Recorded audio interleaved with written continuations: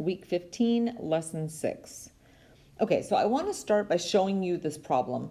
If I asked you to do x to the 6th equals 1, my guess is that you would just come up with two answers immediately, one of them being 1 and the other one being -1. But there are, in fact, 6 answers to this problem. There's 6 because the exponent is 6. So let me show you how you could do this. All right, so if you moved the 1 to the other side, right, so that it equals 0 instead of it equaling 1, you can then factor. So then it factors as a difference of squares. All right, and again, I'm giving you a little bit of time to sit and look at it. You can always pause the video and contemplate further as needed. Both of those are still factorable, right? The first one is a sum of cubes and the second one is a difference of cubes. So it factors further. Notice it still equals 0 the whole time. All right, now since you have these 4 factors and you set each of them equal to 0, this is how you're going to get all 6 answers. 2 of them you can almost immediately see give you the 2 answers that I said at the very, very beginning, the positive one and the negative one. But those 2 quadratics will give you 4 solutions, right, to each. And they just happen to be imaginary, all right? Some of those solutions are imaginary, which you can tell because there's eyes in these solutions. So what you used to have to do this way, and is kind of okay when things factor, I'm going to show you how to do using complex numbers and a formula for things that aren't necessarily factorable. So if you're looking at this worksheet that you have in front of you, the first thing you need to do is you'll be given a number. All right, it may or may not be in polar form, but you're going to want to make sure that it is in polar form. So then you can see that if you're going to be taking the root of that number, here is the formula you have to plug into. Yeah, I know, a little bit intimidating. So let's take this slow and step by step. So we're going to do that exact same problem that you just saw, the 6th roots of 1. So first thing, what is 1 in complex form? Well, it is 1 plus 0i. All right, then in polar form, right, now keep in mind, where is that graphed? Right, that's right here. So in polar form, this is 1 cosine I sine of 0 degrees. Okay, so now that I have this in this form, I should be able to apply the formula. I should be able to take the 6th root of z, which is going to be, all right, and I'm just trying to follow this along.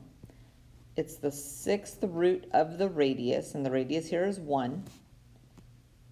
And then I've got cosine of theta, and our theta is 0, plus 2 pi k over n, all right, and n is the number of roots that you're taking, plus I sine, and then the argument here is going to be the same as the previous one.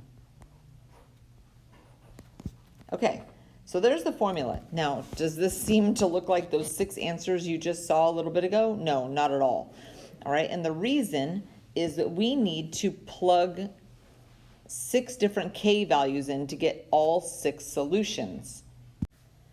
Okay, so when you're plugging in these k values, right, to get this thing to work, you'll always be starting at 0. Okay, you'll have to start at 0, and then you'll just go up by 1s until you end up with 6, well, in this case, 6 total numbers, right? If you're finding the 8th roots, you need 8 total numbers. If you're finding the 12th roots, you need 12 total numbers. Okay, so what we're doing is we're looking here, right? And we are going to plug in whatever this k value is. All right, so when k equals 0, and I'm plugging into here, the 6th root of 1 is still 1. I'm not going to write that down. And then I've got the cosine.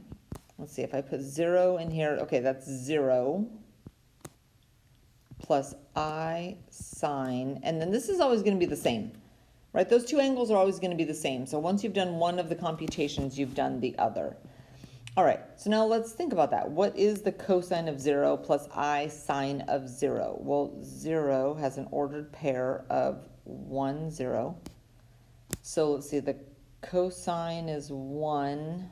It's just 1, right? This part equals 1, this part equals 0. Okay, next, let's put in a 1. So I'm going to have the cosine of, now I'm putting 1 right here. So I'm going to have 2 pi over 6 or pi over 3. All right, now just a reminder, pi over 3 has an ordered pair of 1/2 rad 3 over 2. Okay, so the cosine, if I simplify this, I get 1/2 plus rad 3 over 2i. All right, let's go down to the next one. Let's plug in 2, again, in for k. So I'm going to have the cosine of 4 pi over 6, or in other words, 2 pi over 3. And 2 pi over 3, let's see, that's negative 1/2 positive rad 3 over 2. Okay, so when I simplify this just a little bit further, I get negative 1/2 plus rad 3 over 2i. Next, let's plug in 3 in for k.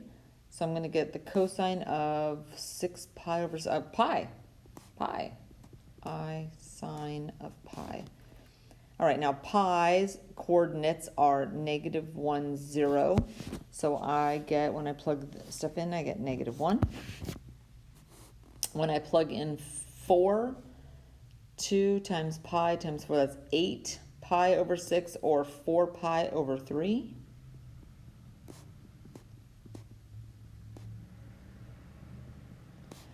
All right, the coordinate for 4 pi over 3 is negative 1/2 negative rad 3 over 2. So simplifying, I get negative 1/2 minus rad 3 over 2i. And then when I plug in 5, I get, let's see, 2 times 5, that's 10 pi over 6 or 5 pi over 3. 5 pi over 3. And the coordinates there are positive 1/2, negative rad 3 over 2. So I get 1/2 minus rad 3 over 2i. So here's the thing, okay? And I want to make sure you really hear me say this. The left-hand column, actually I'm going to change that to a highlighter. These are the answers, okay? This is what I want you to put in the worksheet or on a test or on a quiz. The only reason that I wrote this up at all was so that you could check. All right, because we did this problem, right? It was the very first thing I did in the lesson. This is just the check. You do not have to check on the worksheet. Okay, you will not be doing this part on the worksheet. You're only doing this highlighted in gray stuff. Okay, so let's scoot this up. Let's do one more example. Okay, so this is already in complex form. So the first step I'm going to do is apply the formula, okay? So I need the 5th roots. So I'm doing the 5th root of the radius. And then I have the cosine of 5 pi over 6 plus 2 pi k all over 5 plus I sine, and then the same exact angle, 5 pi over 6 plus 2 pi k all over 5. Okay, now both of those that you're seeing, in fact, I'll highlight one of them. Just one. This one, let's say. That's a complex fraction. Okay? It's a complex fraction. I don't like it. You shouldn't like it either. So we are going to simplify that. At the same time, we're also going to simplify this. Okay, so that simplifies to be 2. In the numerator, if I get a common denominator, I should have 5 pi over 6 plus 12 pi over 6k. This is all over 5. 5 pi over 6 plus 12 pi over 6k all over 5. And then if I multiplied the top and the bottom, let me see if I can squeeze this in, by 1/5.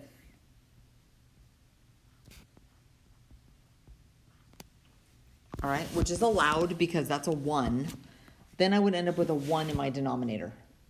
Okay, so I'm simplifying the complex fraction. So now what I'm going to actually plug into looks like this. Let's see. 5 pi plus 12 pi k all over 30 plus I sine of the same exact thing. Okay, so this, I'll highlight it for you. In red is what we're actually plugging into. Okay, and since we are finding the 5th roots, there are 5 k's that I need to plug in. Okay, we're going to start with a k value of 0, and then 1 and 2 and 3, etc. Okay, let me set that all up. Okay, so here we go, plugging in. So when I plug in 0, I am going to get 2 times the cosine. Actually, since it's the same angle, I'm going to write it in cis form, if that's okay with you guys. Okay, so let's see, if I put in 0, I get 5 pi over 30, which simplifies to 2 cosine I sine of pi over 6.